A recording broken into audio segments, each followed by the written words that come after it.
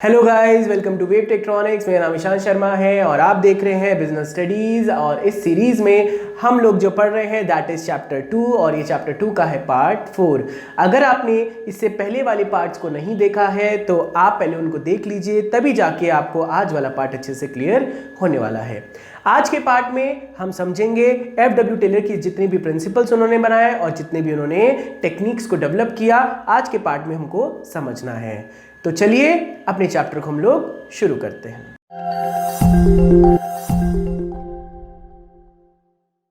तो चलिए गाइस, अपने चैप्टर को हम लोग शुरू करते हैं और आज के चैप्टर में जो हमें समझना है वो है FW टेलर के 4 प्रिंसिपल्स। तो देखिए, हमने लास्ट वाली वीडियो में डिस्कस किया था कि FW टेलर कौन थे और इसके हमने कुछ इंपॉर्टेंस भी पढ़ी थी इनके प्रिंसिपल्स के बारे में। तो आज हम लोगों को इनके 4 प्रिंसिपल्स को समझना है, क्योंकि इन्होंने कुछ प्रिंसिपल्स भी दी थी और कुछ टेक्निक्स भी दी थी।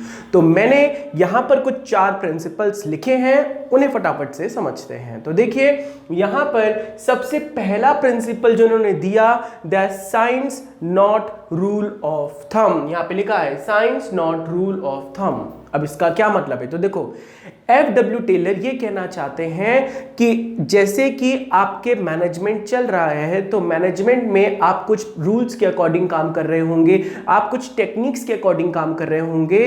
तो इन्होंने बोला कि वो पुरानी टेक्निक्स को आप छोड़ दो और आप क्या करो, नई टेक्निक्स को ढूंढो, नए मॉडर्न तरीके को निकालो और उसको अपने बिजनेस में अप्लाई करो। अगर आप ऐसा करोगे तो आपका काम अच्छा होगा, इजी होगा और कहीं ज़्यादा फास्ट होगा।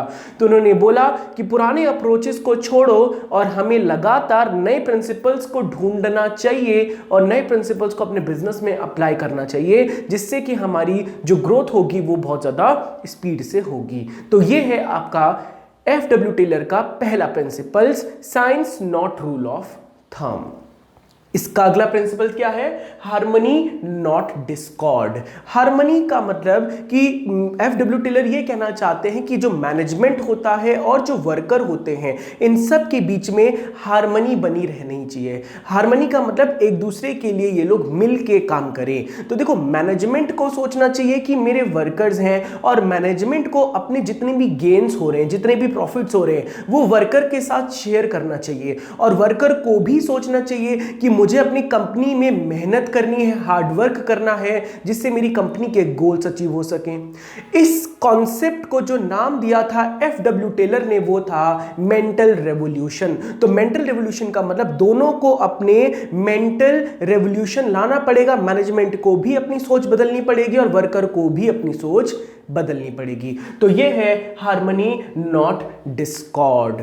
इसके बाद कोऑपरेशन नॉट इंडिविजुअलिज्म। इसका मतलब क्या हुआ? मैनेजमेंट, FW टेलर ये कहना चाहते हैं कि मैनेजमेंट को मिलके कोऑपरेशन के साथ काम करना चाहिए, ना कि एक इंडिविजुअल पर्सपेक्टिव से। सबको एक साथ लेके चलो, मैनेजमेंट एंड वर्कर्स को एक साथ मिलाओ। और हो सकता है अगर आप कोई डिसीजन लेने वाले हो तो उसमें वर्कर्स को भी एंगेज करो, जिससे कि क्या होगा, वो भी उस चीज में पार्टिसिपेट कर पाएंगे और फिर वो अपनी कंपनी के लिए पूरी डेडिकेशन के साथ अच्छा काम कर पाएंगे। इससे क्या होगा, वर्कर की एफिशिएंसी बढ़ेगी, आपके बिजनेस में प्रोडक्टिविटी बढ़ेगी और आपके बिजनेस में एक अच्छा कोऑपरेशन सेटअप होगा। तो ये कहना चाहते हैं FW टेलर थर्ड प्रिंसिपल में कि सब में कोऑपरेशन होना चाहिए, इंडिविजुअलिज्म नहीं होना चाहिए।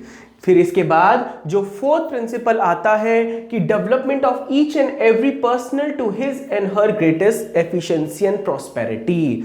ये जो फोर्थ प्रिंसिपल में FW टेलर क्या कहना चाहते हैं? ये कहना चाहते हैं कि आप अपने एम्प्लॉयज को चुनिए और आप अपने एम्प्लॉयज को इस तरह से चुनिए कि जैसे आपके बिजनेस में नीड हो, और फिर आप एम्प्लॉयज को उस तरह का काम दीजिए जिसमें वो करने में मास्टर हो, जिनकी उनकी कैपेबिलिटी हो कि वो क्या काम करना चाहते हैं। अगर आपने सही आदमी को सही काम दे दिया तो फिर क्या होगा, जब वो वर्क करेगा तो उस चीज में वो एक्सपर्ट हो जाएगा। इससे क्या होगा, उसकी एक्सपर्टीज बढ़ेगी, आपके बिजनेस की एफिशिएंसी बढ़ेगी, प्रोडक्टिविटी राइज हो जाएगी। ये है FWW का फोर्थ प्रिंसिपल। आई होप आपको ये 4 प्रिंसिपल अच्छे से क्लियर हो गए होंगे। FW टेलर ने कुछ प्रिंसिपल्स तो दिए ही दिए और कुछ टेक्निक्स को भी दिया। अब इसके बाद हम समझेंगे इनकी टेक्निक्स को। तो चलिए गाइस, अब हम समझते हैं FW टेलर का जो पहला टेक्निक है, इन्होंने पहली टेक्निक क्या दी थी उसको समझते हैं। तो देखिए, FW टेलर ने 4 प्रिंसिपल्स तो दिए ही थे, लेकिन इन्होंने कुछ काम करने के तरीके को भी बताया था कि काम किस तरह से होना चाहिए। अब आपको ये बात ध्यान रखनी पड़ेगी कि मैंने पिछली वीडियो में भी कहा था कि जो हेनरी फ्योल है उन्होंने मैनेजमेंट के तरीके दिए थे और FW टेलर ने प्रोडक्शन से रिलेटेड तरीके दिए थे। तो यहां पर इन्होंने जो पहली टेक्निक दी वो दी फंक्शनल फोरमैनशिप। ये फंक्शनल फोरमैनशिप का क्या मतलब होता है? तो फंक्शनल फोरमैनशिप का मतलब है, इन्होंने क्या कहा, इन्होंने बोला कि हम लोग क्या करेंगे, काम को एक एक्सपर्ट तरीके से करेंगे। हम लोग कुछ एक्सपर्ट लाएंगे अलग अलग फील्ड के, और उसके बाद उन जब हम एक्सपर्ट को आपस में मिला देंगे तो हमें एक एक्सपर्ट ग्रुप मिलेगा, एक्सपर्टीज का ग्रुप मिलेगा, और फिर अगर हम उन एक्सपर्ट्स की हेल्प से काम करवाएंगे तो हमारा काम बहुत ज़्यादा हाईली आपका डिसिप्लिन मैनर में और हाईली क्वालिटी वाला काम होगा।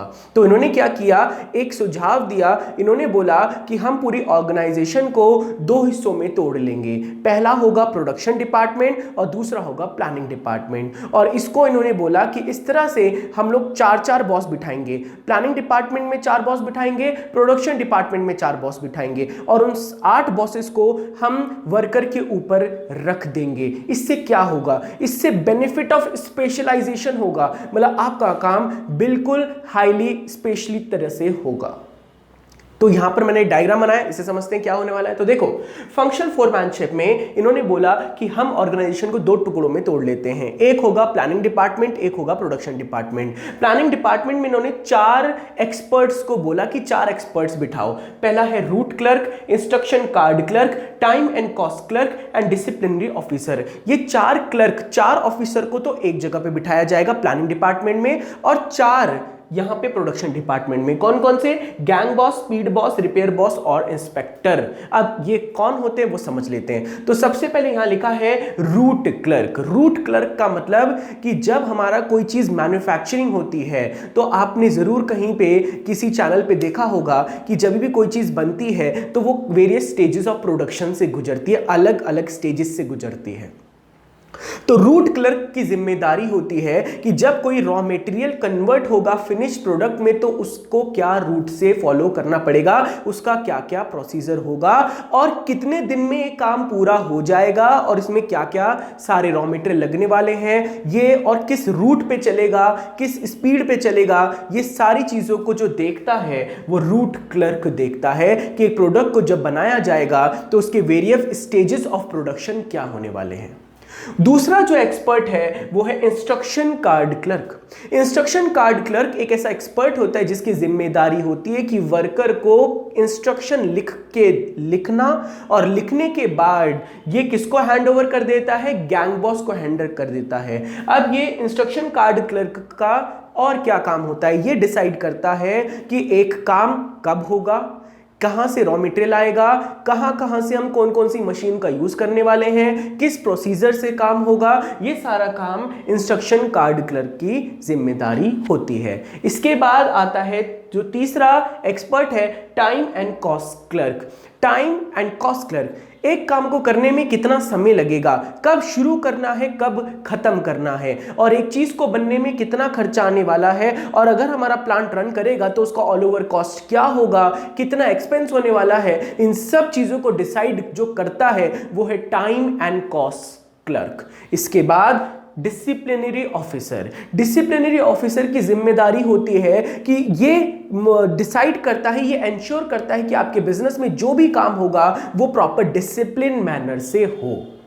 तो प्लानिंग डिपार्टमेंट में 4 एक्सपर्ट्स को बिठाया, 4 एक्सपर्ट्स के पैनल को बिठाया। इस तरफ आता है प्रोडक्शन डिपार्टमेंट। ये गैंग बॉस क्या होता है, तो देखो आपके ऑर्गेनाइजेशन में बहुत सारे वर्कर होते हैं, तो उन वर्कर को अलग अलग ग्रुप्स में बांट दिया जाता है, और उन वर्कर्स से एक आदमी को चुन लिया जाता है, और वो आदमी को उनका लीडर बना दिया जाता है, और उस लीडर को कहते हैं गैंग बॉस। इस लीडर की जिम्मेदारी होती है कि पहली बात ये देखना कि इसके वर्कर फिट हो काम करने के लिए, मैन्युफैक्चरिंग करने के लिए, और दूसरी बात जो इसके वर्कर जिस मशीनों पे काम करेंगे वो मशीन भी अच्छी तरह से चले, जिससे कि काम कभी रुके ना, प्रोडक्शन कभी रुके ना। तो ये है पहली जिम्मेदारी गैंग बॉस की। उसके बाद स्पीड बॉस। स्पीड बॉस का काम होता है कि जब मैन्युफैक्चरिंग होगी तो उसकी एक पर्टिकुलर स्पीड मेंटेन हो, ना तो बहुत ज्यादा ना तो बहुत कम। तो स्पीड बॉस की जिम्मेदारी होती है जब भी मैन्युफैक्चरिंग होगी तो ये स्पीड में काम होना चाहिए। इसके बाद आता है रिपेयर बॉस। रिपेयर बॉस की जिम्मेदारी है कि अगर हमारी मशीन नहीं चल रही है या हमारे टूल्स जो हो गए वो खराब हो गए हैं, तो इसकी जिम्मेदारी होती है कि टूल्स और मशीन को ठीक रखने की। अगर टूल्स खराब हो जाएंगे तो नए टूल्स लाना, या अगर मशीन खराब हो जाएगी तो उसे हाथों हाथ रिपेयर करवाना जल्दी से जल्दी, जिससे प्रोडक्शन में रुकावट ना आए। तो ये होता है रिपेयर बॉस का काम। और लास्ट में होता है इंस्पेक्टर। इंस्पेक्टर की जिम्मेदारी होती है कि जो भी हमारी मैन्युफैक्चरिंग हो रही है, तो जो हमारा प्रोडक्ट बन रहा है उसकी क्या, जो हमने क्वालिटी डिसाइड करी थी, क्या वो क्वालिटी अचीव हो पा रही है या नहीं हो पा रही है। तो ये एफडब्ल्यू टेलर ने पहला टेक्निक दिया, फंक्शनल फोरमैनशिप। इन्होंने कहा कि अपने पूरे ऑर्गेनाइजेशन को दो हिस्सों में तोड़ दो, एक प्लानिंग डिपार्टमेंट, एक प्रोडक्शन डिपार्टमेंट, 4 एक्सपर्ट्स का पैनल बिठाओ अदर डिपार्टमेंट में, और उसके बाद वो 8 एक्सपर्ट्स जब मिल जाएंगे और अगर हम उनको वर्कर के ऊपर बिठा देंगे तो हमारा काम स्पेशलाइजेशन से होगा। यह है एफडब्ल्यू टेलर की पहली टेक्निक। एफडब्ल्यू टेलर की जो ये वाली टेक्निक है फंक्शनल फोरमैनशिप, और याद रखना हेनरी फ्योल की जो एक प्रिंसिपल है वो है यूनिटी ऑफ कमांड।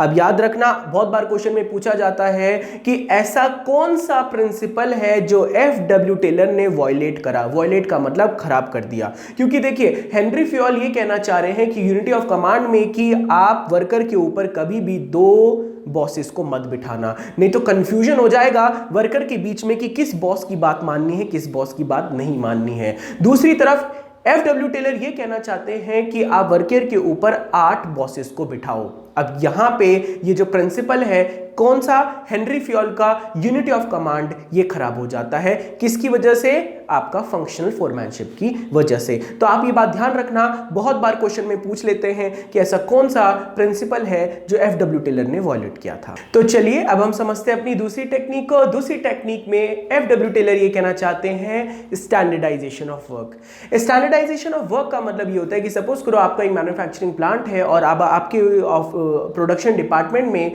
कोई वर्कर है, वो एक दिन में 80 यूनिट प्रोड्यूस करता है, तो आप उसको स्टैंडर्ड सेट कर लो। उससे क्या होगा, मतलब हम लोगों ने काम का भी स्टैंडर्ड सेट कर लिया कि इतना ही मैन्युफैक्चरिंग पर डे होना चाहिए। ये कंपनीज के अकॉर्डिंग वेरी कर सकता है। इसके बाद इन्होंने ये कहा कि आप जो मशीन यूज कर रहे हो उसका भी स्टैंडर्ड बना लो, मतलब वही मशीन हर बार यूज हो। जो रॉ मटेरियल यूज कर रहे हो उसका भी स्टैंडर्डाइजेशन बना लो। जो कलर यूज कर रहे हो वो भी स्टैंडर्डाइज, मतलब हर एक चीज जो भी आप मैन्युफैक्चरिंग कर रहे हो उसका आप एक स्टैंडर्ड सेट कर लो, मतलब एक आप अपना पर्सपेक्टिव सेट कर लो कि आपको हमेशा उसी तरह से काम करना होगा।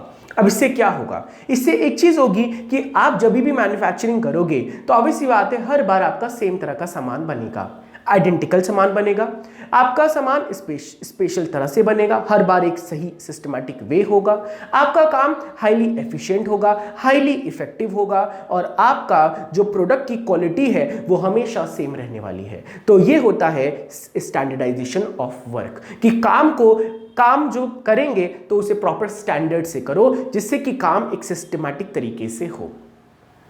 इसमें वर्किंग आवर्स भी है। सपोज करो आप एक दिन में एक वर्कर है और एक वर्कर सपोज करिए एक दिन में 8 घंटे काम करता है, तो ये भी उसका स्टैंडर्ड सेट कर लो कि 8 घंटे से ज्यादा वर्कर काम नहीं करेंगे, तो ये भी स्टैंडर्डाइजेशन में आ सकता है। तो स्टैंडर्डाइजेशन एक बहुत ज़्यादा इंपॉर्टेंट वे होता है और बहुत सारी कंपनीज स्टैंडर्डाइजेशन से काम करती हैं, जिससे कि उनकी कंसिस्टेंसी बनी रहे जब भी वो प्रोडक्ट को मैन्युफैक्चरिंग करेंगे। इसके बाद दूसरा आता है सिंप्लीफिकेशन। एफडब्ल्यू टेलर ने जो दूसरी technique the that is simplification. काम को सिंपल करो, काम को मुश्किल मत करो। मतलब सपोज करिए एक शू फैक्ट्री है और शू फैक्ट्री अलग अलग टाइप के साइज बना रही है, 0, 1.0, 1.2, 1.3, 1.4, 1.5, 2.0, 2.52, मतलब बहुत सारे साइजेस बना रही है। एफडब्ल्यू टेलर ने बोला ऐसा मत करो, एक साइज बनाओ, 1 बनाओ, 2 बनाओ, 3 बनाओ, 4 बनाओ, 7 बनाओ, 8 बनाओ। ऐसे इस काम को सिंपल करो। अगर तुम अलग अलग काम भी, इतने वेराइटी के काम ही अपनी मैन्युफैक्चरिंग यूनिट में करते रहोगे तो उससे एक बहुत बड़ी प्रॉब्लम ये होगी कि आपकी जो लेबर कॉस्ट है वो भी बढ़ जाएगी, आपकी मशीनों का ज़्यादा इस्तेमाल होगा, एफिशिएंसी ड्रॉप हो जाएगी, और आप इतने बड़े लेवल पे जब आप काम करेंगे तो हो सकता है आपका काम एक एफिशिएंट तरह से ना हो पाए। तो एफडब्ल्यू टेलर ने ये कहा कि आप अपने काम को सिंपल करो। जितना ज़्यादा सिंपल काम होगा, जितना ज़्यादा कम टेंशन भरा काम होगा, उतना ज्यादा वर्कर हाईली एफिशिएंट होकर आपका काम कर पाएंगे। तो that is known as simplification. इसके बाद आता है मेथड स्टडी। मेथड स्टडी एक ऐसी स्टडी है जो ये देखती है कि एक काम को करने का सबसे बेस्ट मेथड क्या है। एफडब्ल्यू टेलर हमेशा ये फोकस करते रहे हैं कि आपके जो भी बिजनेस हो रहा है उस बिजनेस में कोई जो पुरानी जितनी भी आप प्रिंसिपल यूज कर रहे हो या मेथड यूज कर रहे हो, आपको उसको हटाना चाहिए और आपको हमेशा नए मेथड्स को ढूंढना चाहिए जिससे कि आपका काम बेहतर हो सके, एफिशिएंट हो सके, इफेक्टिव हो सके और आपका खर्चा कम हो सके। तो ये स्टडी करी जाती है। इस स्टडी को कहते हैं मेथड स्टडी। मेथड स्टडी मतलब finding the best way to do the job, कि एक काम को करने के लिए जो सबसे बेस्ट वे है उसको ढूंढ के निकालो। इसके बाद मोशन स्टडी। मोशन स्टडी एक स्टडी होती है जहां पर जब भी मैन्युफैक्चरिंग होती है तो होता यह है कि वर्कर्स क्या करते हैं, अलग अलग तरह के मोशन परफॉर्म करते हैं। सपोज करिए अगर हम कार मैन्युफैक्चरिंग की बात करेंगे तो कार्स आएंगी, तो सपोज करो एक आदमी का काम है वो गेट पकड़ के गेट लगाएगा, कार डोर्स लगाएगा, या किसी वर्कर का काम है कि वो स्टीयरिंग कॉलम लगाएगा, या किसी वर्कर का काम है कि वो विंडशील्ड लगाएगा। तो उस काम को करते समय वो कितनी बार मोशन कर रहा है। अब याद रखना, एक इंसान जितना ज्यादा मोशन करेगा वो उतनी जल्दी थक जाएगा। तो इस स्टडी को करने के लिए कैमरास लगाने पड़ते हैं जिससे कि उनकी रिकॉर्डिंग की जा सके वर्कर्स की, और ये देखा जा सके कि वर्कर्स कहीं ज्यादा मोशन तो नहीं कर रहे, और अगर कोई अननेसेसरी मोशन है तो हम अपने वर्कर को ट्रेनिंग दे सकते हैं जिससे कि उनके मोशंस को कम किया जा सके, और जितना कम मोशन होगा एक वर्कर ज्यादा मैन्युफैक्चरिंग कर पाएगा और कम थकेगा। तो ये है मोशन स्टडी के बारे में कि आप जब भी मैन्युफैक्चरिंग होती है तो वर्कर्स परफॉर्म करते हैं एक्टिविटीज, वो हिलते हैं, वो मोशन करते हैं, उसको कम से कम रखना है। ज्यादा मोशन होगा जल्दी वर्कर थकेंगे, कम मोशन होगा देर में थकेंगे, लेकिन आपका काम लंबे समय तक हो पाएगा। इसके बाद टाइम स्टडी। टाइम स्टडी में ये देखा जाता है, ये इस तरह की स्टडी करी जाती है कि एक काम को करने में कितना टाइम लगता है, या एक वर्कर को एक टास्क को परफॉर्म करने में कितना टाइम लग जाता है। तो उससे स्टैंडर्ड टाइम पता चल जाएगा कि आप एक काम को कितनी देर में कर सकते हो, और सारे वर्कर भी उतने ही टाइम में वो काम कर सकते हैं। तो ये होता है टाइम स्टडी। टाइम स्टडी में काम का टाइम देखा जाता है कि एक पर्टिकुलर टास्क कितनी देर में हो जाता है। इसके बाद फटीग स्टडी। फटीग स्टडी का मतलब एक जब भी वर्कर काम करते हैं तो वो मोशन, मैंने भी बताया मोशन में काम मोशन होता है वर्कर जब भी मैन्युफैक्चरिंग करते हैं, तो फिर वो कितनी देर का रेस्ट इंटरवल लेते हैं, कितनी देर तक वो रेस्ट करते हैं एक काम को करने के बाद, इसको कहते हैं फटीग स्टडी। तो फटीग स्टडी में अगर मोशन ज़्यादा होगा, अगर वर्कर का ज़्यादा फिजिकल वर्क होगा तो ये वो जल्दी थक जाएंगे। तो हम लोगों को फटीग स्टडी में ये देखना है कि जो आपके वर्कर्स हैं वो कितनी देर तक रेस्ट इंटरवल लेते हैं। ये सारी चीज़ें और भी डिपेंड करता है कि आपकी वर्किंग कंडीशन कैसी है, आपका किस तरह का काम हो रहा है, आपके एम्प्लॉयज और बॉस में कोई लड़ाई तो नहीं हो रही है, क्योंकि अगर ये सब चीजें रहेंगी तो वर्कर्स जल्दी थकेंगे, मतलब उनके पास टेंशन रहेगी, हो सकता है उनकी कोई प्रॉब्लम हो जिस वजह से वो ज्यादा रेस्ट करेंगे। तो फटीग स्टडी में ये देखा जाता है कि एक वर्कर जो है कितना रेस्ट करता है एक पर्टिकुलर टास्क को करते समय, इसे हम फटीग स्टडी कहते हैं। सारे टाइप की स्टडी करती है एक ऑर्गेनाइजेशन अपने मैन्युफैक्चरिंग जब वो करती है, तो एक ऑर्गेनाइजेशन ऑब्वियस सी बात है सारा काम वर्कर ही कर रहे होंगे। एक कंपनी पूरी तरह से डिपेंडेंट है वर्कर के ऊपर, तो वर्कर की बहुत ज़्यादा स्टडी करती है कोई भी ऑर्गेनाइजेशन। तो ये सारे टाइप की स्टडीज यहाँ पर अवेलेबल हैं। इसके बाद differential piece wage system. Differential piece wage system का मतलब एफडब्ल्यू टेलर ने एक बहुत बढ़िया कॉन्सेप्ट दिया था एफिशिएंट वर्कर और इनएफिशिएंट वर्कर्स के बीच में। इन्होंने बोला था कि जो भी मैन्युफैक्चरिंग करेगा उसका एक अलग पैसा डिसाइड करो, मतलब पीस वेज सिस्टम, जितना सामान बनेगा उसके अकॉर्डिंग तो हम तुम्हें सैलरी देंगे। सपोज करो एक वर्कर है, एक वर्कर ने क्या करा, 50 सामान बनाया तो उसको 4 रुपए के अकॉर्डिंग पेमेंट होगी, और एक वर्कर ने 100 सामान बनाया तो उसको 6 रुपए के अकॉर्डिंग पेमेंट होगी। तब क्या होगा, जो वर्कर ज्यादा काम करेगा उसको ज्यादा सैलरी मिलेगी, और जो वर्कर कम काम करेगा तो वो अगले दिन ट्राई करेगा कि मैं ज्यादा काम करूं जिससे मेरी सैलरी बढ़ जाए। तो इससे एफिशिएंसी, मतलब वर्कर की एफिशिएंसी को बढ़ाने के लिए एफडब्ल्यू टेलर ने एक बहुत ज्यादा इंपॉर्टेंट कॉन्सेप्ट दिया था, और इस कॉन्सेप्ट का नाम है डिफरेंशियल पीस वेज सिस्टम। और लास्ट है मेंटल रिवोल्यूशन। ये मैंने बहुत बार डिस्कस कर भी लिया है। मेंटल रिवोल्यूशन का मतलब है कि एक वर्कर को और एक मैनेजमेंट को एक दूसरे के लिए सोच के काम करना चाहिए। ऐसा ना हो कि सब बस अपने प्रॉफिट्स के लिए सोचे, वर्कर सोचे बस मुझे प्रॉफिट मिले, मैनेजमेंट सोचे हमें प्रॉफिट मिले, और वो कहीं ना कहीं जो गोल है उससे भटक जाएंगे।